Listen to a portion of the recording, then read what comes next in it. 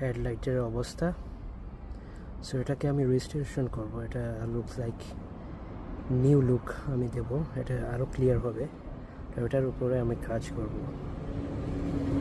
So let's see clear করার পর কীভাবে লুকটা হয়।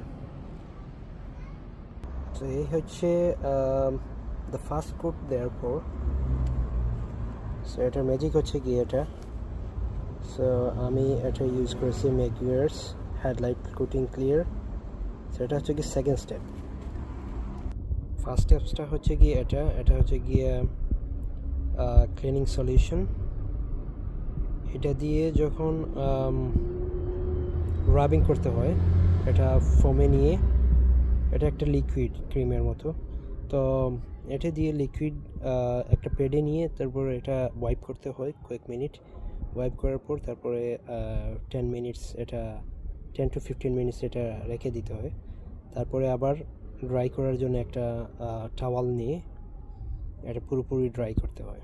সো ড্রাই করার পর বা ওয়াটার ইউজ করা যেতে পারে, but not too much. Fully dry করার পর তারপরে কোটটা ইউজ করতে হয়। এটা হচ্ছে গিয়ে সেকেন্ড কোট। এটা দেওয়ার পর এইভাবে ক্লিয়ার এবং শাইন করবে। সো এটা একবার দেওয়ার পর 5 মিনিটস ওয়েট করবেন ড্রাই হওয়ার জন্য।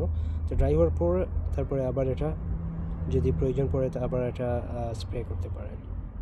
সো মেক শিওর স্প্রে করার সময় মাস্ক ইউজ করবেন, কারণ এটার একটা লিকুইড, এটার একটা সাইড এফেক্ট আছে, তো মেক শিওর মাস্ক ইউজ করবেন।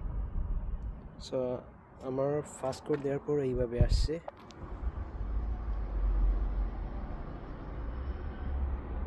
So that's a cool thing, which is looks like new and clear. So আপনারা চাইলে এটা ইউজ করতে পারেন যে কোনো পুরাতন হেডলাইটের যদি এইভাবে ইয়েলো স্পট চলে আসে।